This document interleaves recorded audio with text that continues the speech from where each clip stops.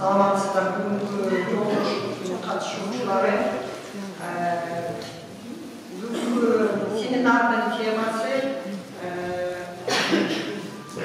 Kırgız Canandır'ın yönü bölüştürülüğün tartipte etniçiski Kırgızlar var, Canandır'ın yok adamlarla yönü bölüştürülüğün tartipte kanlar alalız. Nauşlu boyunca yol oluşumu uyuşturulamadı. Bizim yol oluşumu katılımcıları Hatto Departamentinin direktörü Esin Aliyeva Eliza Kadırgekir'den Nauşlu'nda öyle Isıkatinski Mamleketlik Raybos Administrasyası'nın hakimi Kurmantay Kuralış Hakemi Мутакмедов Емер Мусалиевич, подшелков руководитель аппарата мэрии город Токмок, Кыштабаева Гулира Алимбековна, Аламедин райгос администрациясының замакини, жана ошондой эле Сукулова Дилек Калмырзаевна, Чуйский райгос администрациясының заведующий сектором. Азыркы сөз болсо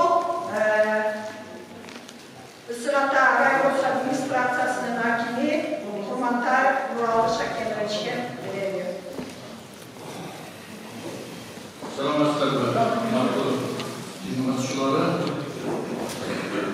Elizabeth Bey'le bazıları sırası tepkisine geliyor. Şu böyle meselenin geldiğinde Kuralış'ta oturaslar bazıları Alsancak'tan gelgen gençler geldi.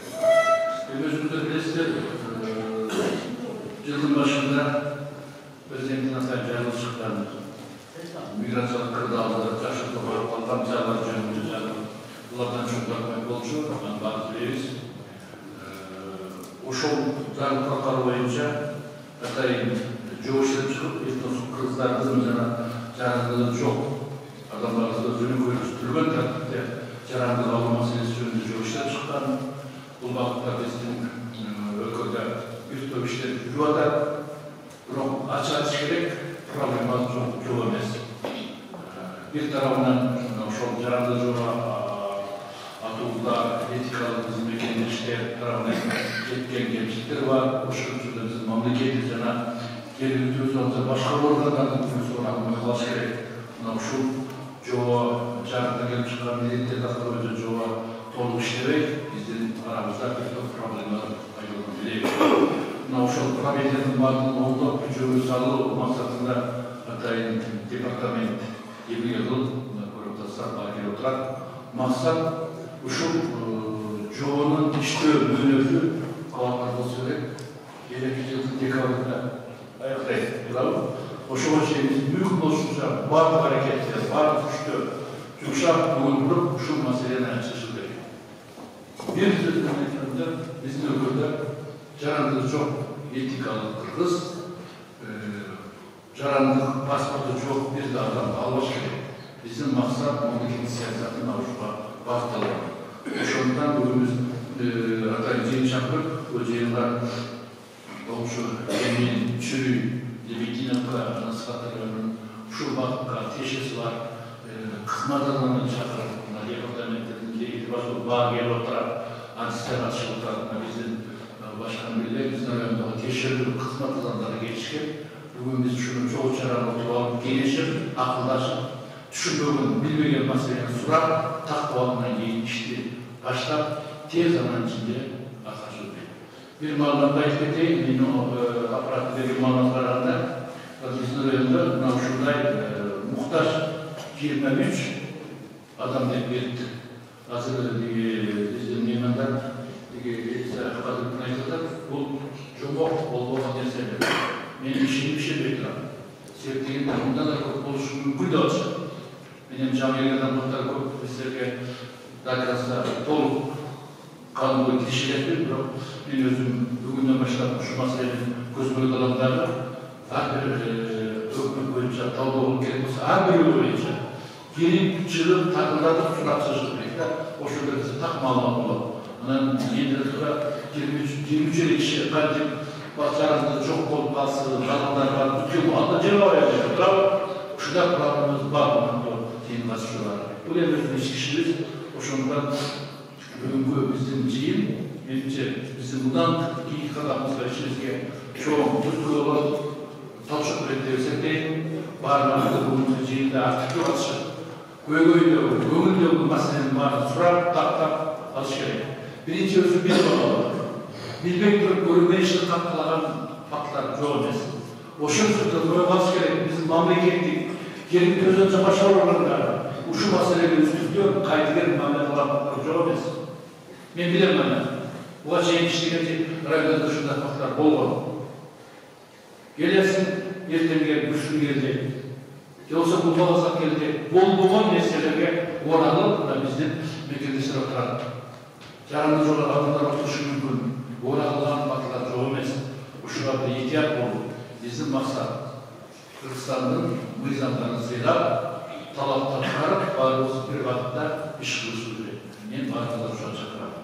Anda kalan bizim cihinde Coruşu'nun görüşün Elizde Kadir'den sorulalı özünün kısırması boyunca, talap boyunca, bağırt boyunca, maksat boyunca cihinde alıp bassın. Dura olacak da.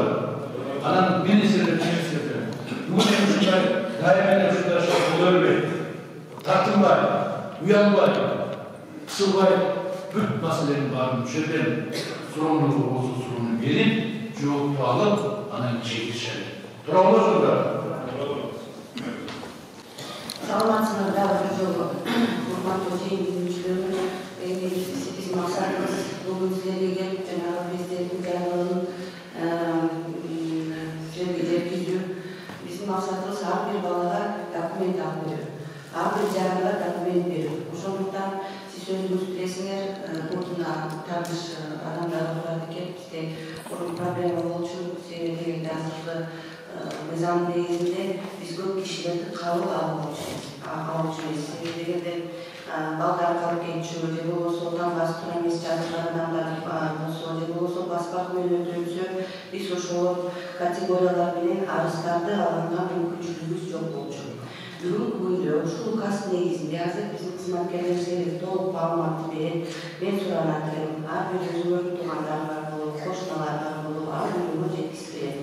Sebebiyle bu canlılık mülüdüğü 31. zikarlarda 2022 cildi. O çok vakit için biz sizin tuğanlarınızga, koşmalarınızga bir adamla yetiştiririz gerek.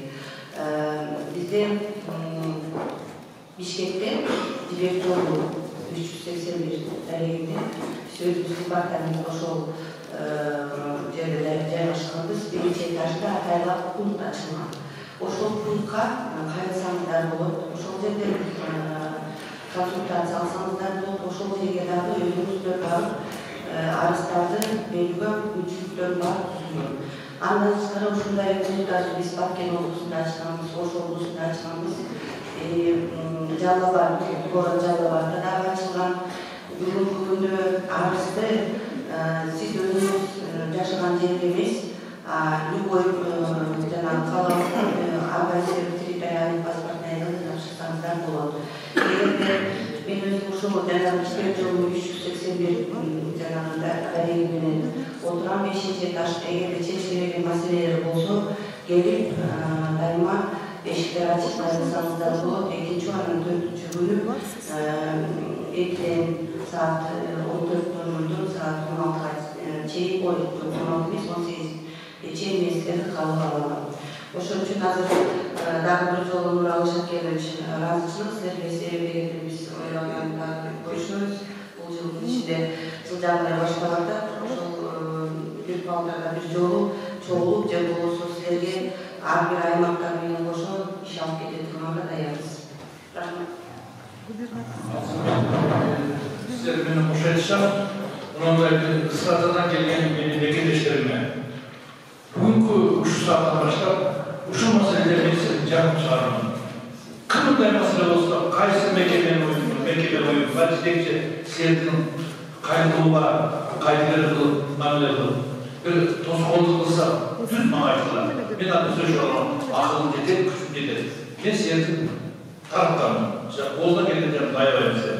Söz koy. Anlaşılır teknik. İşte bu cebde Anadolu Rayon'un başçısı Ali Nazan Bey sizden söylüyor koşulda şu ülkenin Doğu varmıştıran bizde Belgikalı Kırgızların Asosiyasyası'nın жетекçisi Abdullah Muzaffer Akbaş'ı sizge söz verdi. Salmaslar var, hurmatlı bizim жетекçiler, mekendештер. Bu Mıysan'ın çıkanı bölümcülüğümüz bayaqalып қалды, азыр учурда кичине жана документтерде чогултуу боюнча жеңилдик болуп калды. Азыркы күндө Алаңбелин район паспорттук жана ЗАГС каттоо бөлүмүндө ушул жарандарга документтерди тыгыз жана жакындан жана убарага болсун деп биз бөлүмдүн дагы көйүтүп Нижний Аларча менен жана Октябрьский районуна дагы bölümcüler açıldı. Bu bölümcüler bulanca işletilerken hazırlıklı uçurda alacaktan cüzdün açık jaranda dokumentlerin özü taşıp geçişinde baysak bu ukaz çıkan biliyoruz. Ukaz çıkılatmamız o da görürse alarına pasportlar veririz. Negizinin bugünkü çok boşlukta özümüzde gördüğünday bizim rayonun hakimleri, zam hakimleri kaçıyorlar. Bırakmaya bu çakanları özü canım kalkın ormanlarda çıkarıp aynı hoşluk etsek de Mehmet'in oyunu sebebi Ezadat Bey buna barınızda da görüntüsüne Tacikistan'dan gelgenleri 2 yıl olunca 3 yıl olun пересечение границалары yok olup ошол регистрациясы азыр өтө курч турат, себеби мыйзам боюнча Кыргызстандын программанын службасына кирип жатканда булар программадан өтпөй баягы ири жолдор менен өтүшүп ошолорду регистрациялап атабыз. Мүчө органдар менен сүйлөшүп турган болсок, алар айтат бизге жөнөткүлүп биз алар менен өзүнчө сүйлөшүп анан жолсо иш алып барабыз деп туруп алардын иштери сот менен жөнөтүп жатат. Ринат Ахметбекович, мен сразу бұл жерде айтып кетейін, бұл жерге біздің ешқандай тиежеміз жоқ, себебі мы являемся органом регистрационного учета. Мы принимаем заявление, решение не выносим. Біз арыздарды қабыл аламыз. Ушул бүгүнкү күнгө чейин кабыл алган арыздардын бардыгына президенттин жарлыгы чыгып атат. Негизгиси ушул арызга толук туура маалымат жазуу, это вот ваша задача. Ушул арызга ал жерде суроолор бар да, кандай кайсы чегарадан өттү, кайсы числодо өттү. Ошол жерге толук маалыматты жазсаңыздар туура болот. Анда арызыңар туура кабыл алынат. Бүгүнкү күнгө чейин биз ушундай арыздарды кабыл алып жибергендердин бардыгына президенттин жарлыгы чыгып атат. Себеби дегенде биз ага карабастан ушундай указ негизинде регистрационный учету жок. Справка с места жительства кереги жок. Жалангарда жашаган акттын негизинде кабыл алабыз. Азыр ушун үчүн силерге жанагындай перечиндин бардыгын колдоруна таратып берет. Жанагы чегарадан кайсы учурда өттү, туруктуу каттоого же убактылуу каттоого эмнелептен турган жок. Ошолордун бардыгына ушул жарлыгын негизинде биз тапшыра алабыз. Ушулардын бардыгына карабастан. Ошон үчүн биз келип бүгүн силерге айтып атабыз да. Ушул мен жанагы декларациясы толук келип алып кетесиз да, кайсы пункттар керектүү, кандай керектүү эмес. Керектүү пункттар эмес, бул регистрационный талон, бул справка с места жительства. Алардын бардыгы бүгүнкү күндө тапшырганга керек эмес. Самое главное, правильно заполнить анкету заявления. Ринат Ахметбекович, мы не можем другие функции других органов делать и не будем делать. Кече күнү дагы бир рабочий группа түзүлдү. Ушул рабочий группанын ичинде жанагы чегарадан өткөн адамдар маселесин дагы правовой амнистияны кылабыз деп азыр ошол группаны иштеп жатабыз. Ошон үчүн мен ойлойм, биз ар бир адам кайсы жерден келген жок, кандай эмне менен максат менен жүрөсө биз кабыл алабыз. Решение уже комиссия будет принимать. Рахмат. Жалпысы Алаңбелин районунан ушул жакындыктарда этникалык кыргыздар сатылганлардан Нижний Алашча и Маевка, да? Ой, жоқ, Нижний Алашча и Октябрьская. село Октябрьское. Андан кейін ташкы ачылат, бирок ташкы гарнизонунда анчалык көп жарандарыбыз жок. Бирок ал жаккандагы иштер жүрүп баштайт. Анда ошол пункттар боюнча силер дагы бизге айтып берсеңиздер, себеби дегенде мына Таштөбөгө биз азыр суроо берсек, сиз жок деп атасызга.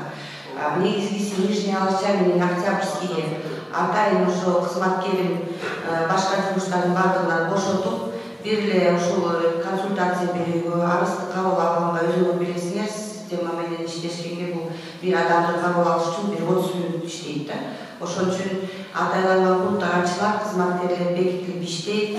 Эгерде суроолор болсо, чечилбеген маселелер болсо, ушундай эле менен канат бербеш бар, же болбосо мага деле кайрсаңыздар болот. Сыкатинский район боюнча Арсен Меңбаев. Арсенди таанисыңар, Арсен чыгасыңбы, сүйлөсүңбү? Жок да.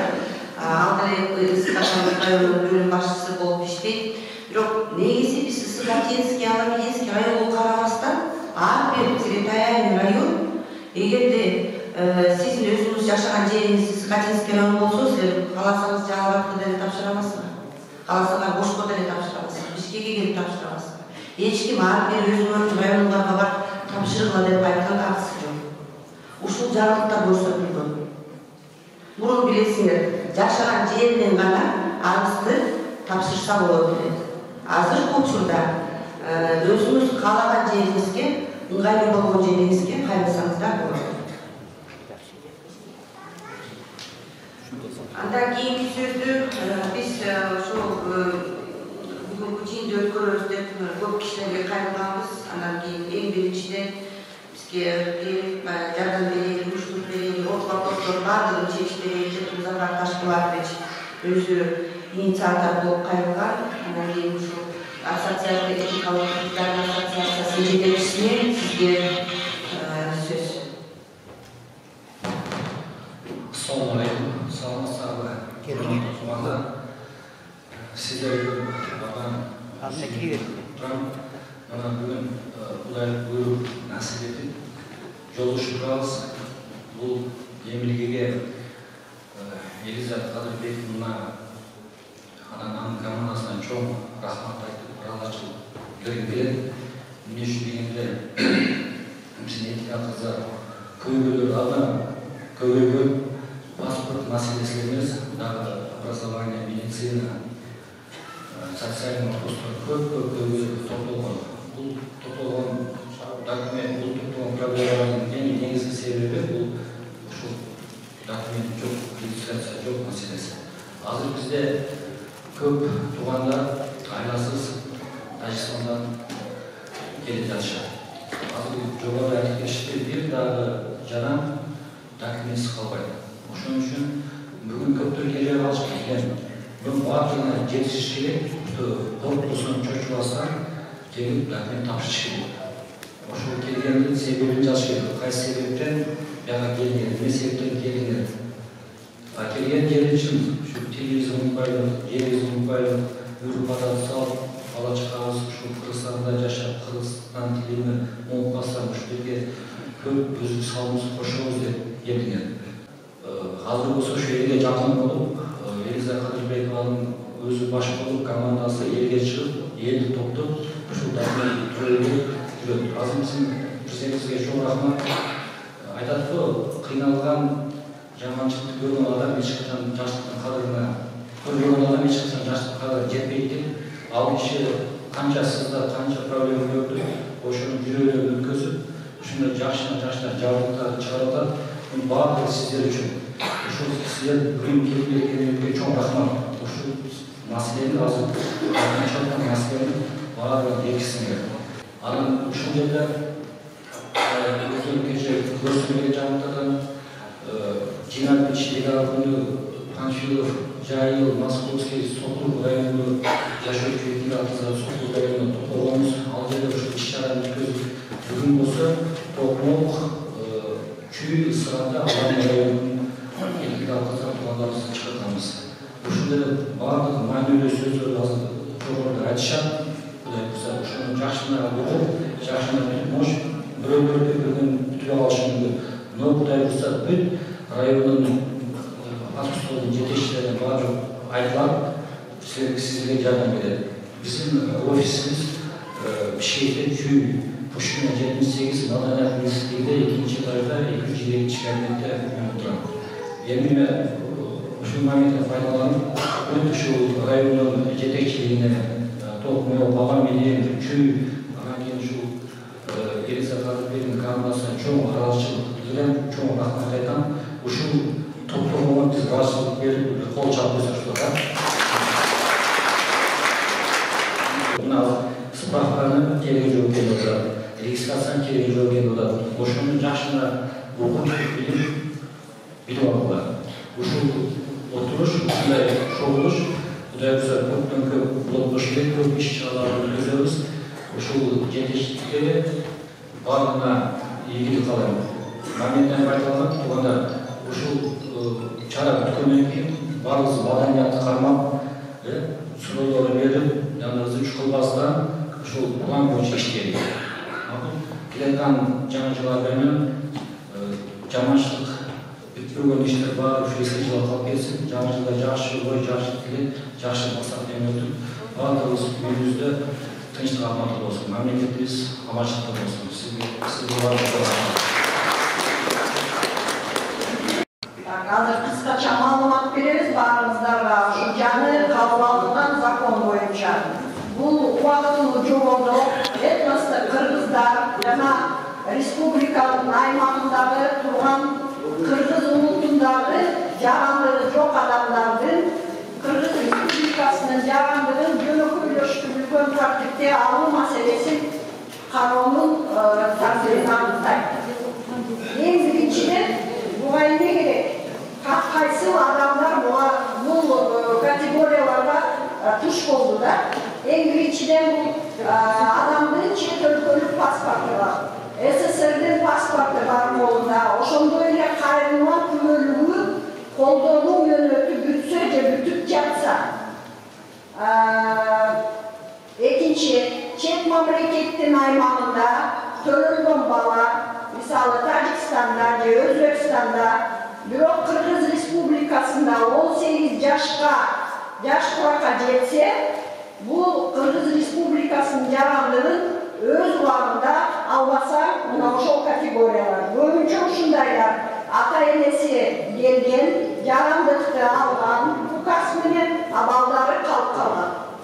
Жана ошондой эле Кыргыз Республикасында төлөнгөн адам ата-энеси Tacikistan'dan gelip misali bala bu yerde törülüp jarandığın baldarını albayla özleri alışkanda balanın bölümü Tacikistan'da olup kalgan. Oşunday balдар kalıp kalgan. Oşolor baktalay teklatışat bu hukukka.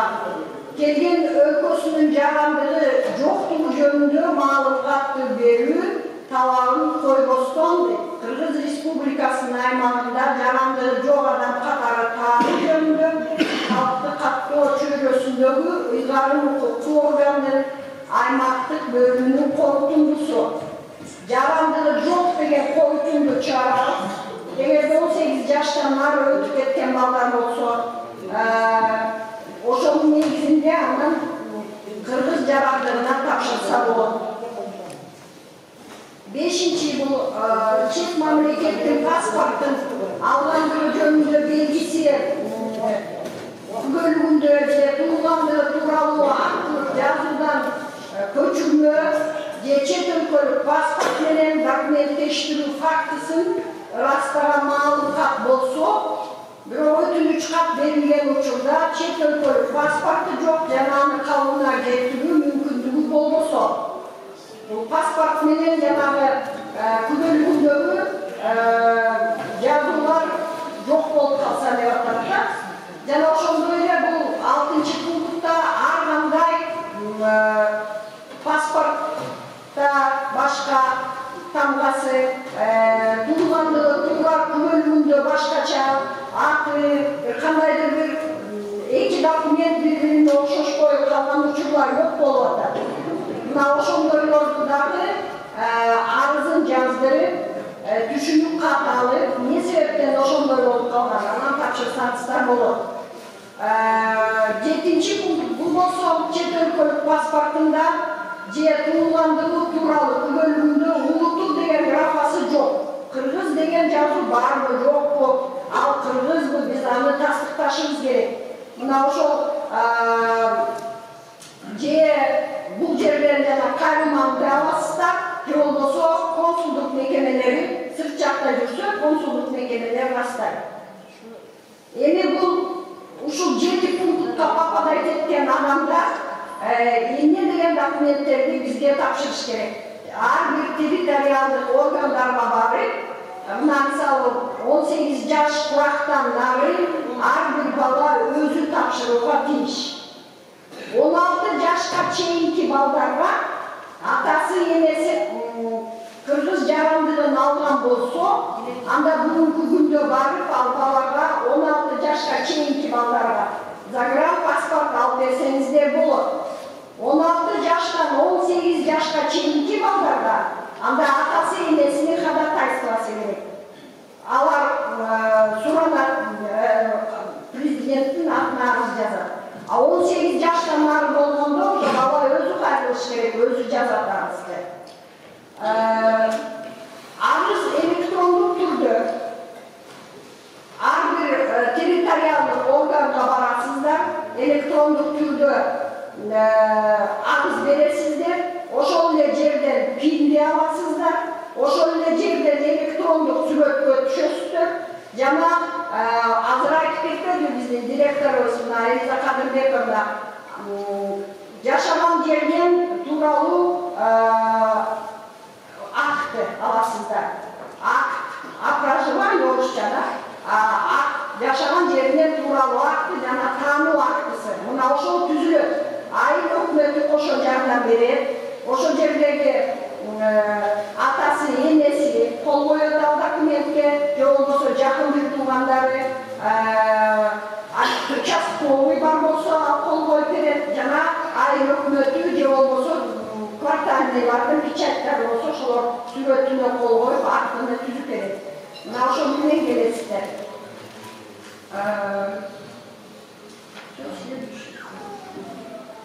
Мына мындай актылар, арыз анкета түзүлөт электрондук форматта.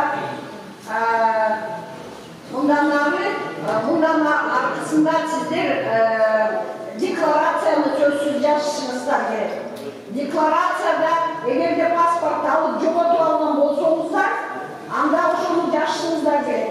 Мен паспорт алгам, баары эле тополоңдо жоготуп алдым, же кандайдыр, ошонун баары толук маалымат беришиңиздер керек.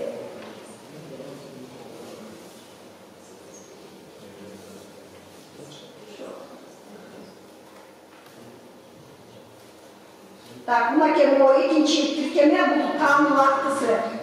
Жана айтып атпайсызбы, түзүлөт деп ата энеси баардыгы кошо жазылат бул жерде. Акт түзүлөт. Декларация мынакей бул чет мамлекеттин паспорту менен документтештирилбегендигин тастыктайм деп атат. Паспорт алып эски паспорт болуп калса деле алган эмесмин деп кол коюп атасыздар. Жок, мен алгам, анын срогу өтүп кеткен, мына ошол себептен деп жазышыңыздар керек, толук маалымат беришиңиздер керек да. Так. Бул жерде мен түшүнүп атам, азыркы көп кишилер жолугуп эп калыштыр, көп расмааларда суроолор бар. Ошол жерге биздин атайган келген кызматкерлерибиз Алания районунун бөлүм башчысы Ринат Канатбекович, Сыкатан районунун бөлүм башчысы Миңбаев Арсен, андан тышкары центральный аппараттын кызматкерлери 6 киши калышат.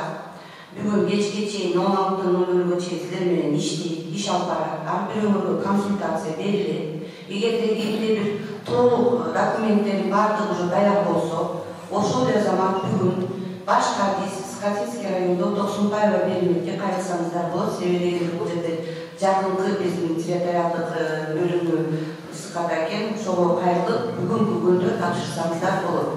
Тапшырган күнү силерге тапшырылды деген справка берилет. Ошол күндөн баштап 3 айдын ичинде президенттин жарлыгы чыгыш керек. Президент жарлығы шықты же шыққан жоқ, интернет арқылы қарасаңыздар же болса қайраны территориалдық тапшырған жерге емес, любой территориальный отделды қайрып сұрасаңыздар болады. Ошон үчүн мен кичине тартипти сактап, биз кечээ мурдагы ушул эле жыйынды өткөргөнбүз, кичине кишилер дагы туура түшүнгүлө, ар бир алты кызматкер бул жерге келип отурса, ирети менен 2-3 кишиден келип өзүнүн суроолорду берип кеткиле. Так эле сложный суроолордун бардыгына биз Центральный аппарат департаментке келип кайрылсаңыздар болот. Сен дегенде мен айтып кеттим, биринчи этажда Бишкекте силерге жакын ыңгайлуу болот. Жанагы Жибек жолунда 381 дарегинде пункт атайлап пункт ачылган. Ошол жерге да келип тапшырсаңыздар болот.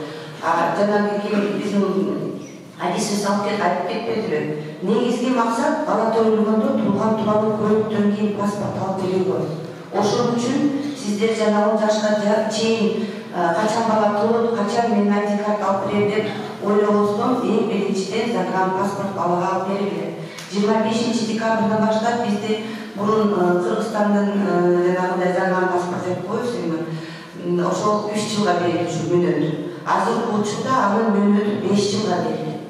Ошон үчүн бала төрөлгөндө эгерде силер загранпаспорт алып берсеңер, ал балдар өзүнүн территориалдык комиссия менен жанагы жарандык аныктап, чечим чыгарып, паспорт берилет. Ал паспорт берилгенден кийин 5 жылга берилет.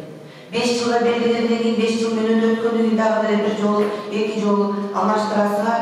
16 жашка бала чыкканда ID карт алууга эч кандай документ бербейт. Себеби дегенде уже загранпаспорт менен камсыздаган колунда бар. Ошого аракет кылыңыздар. Ар бир менин билем 2-дөн 3-дөн 5-ден балалар бар. Булардын баардыгы жана 16га чыгып, андан кийин бизге кайрылышат. Ошондуктан бизде жанагы мыйзамдарда толук жазылбастан негизги проблемабыз башталды. Балдар 16га келгенде биз арыздарды алып указга жөнөтүп баштадык, билесиздер. Ошон үчүн азыркы учурда 16дагы 17деги 30дагы паспорт мөөнөтү барбы, паспорт мөөнөтү түгөндүбү, жанагы убактылуу регистрационный талон барбы, же болбосо чек арадан мыйзамсыз өттүбү, сиз арыз бере бересиңер. Арызды бериңиздер. Арыз берилгенден кийин президенттин жарлыгы чыгат 3 айдын ичинде. Ошон үчүн ар бирөөлөр калбай бүгүн бүтүп рети менен, очередь менен биздин кызматкерлерге кайрылсаңыздар болот. Дагы бир жолу рахмат келбегениңизге, жумуш көп, бүгүн аябай ошон үчүн убактыңызды албай, мен азыр бөлүм башчылары калат, калган жумуштун баардыгын алып берем. Рахмат силерге.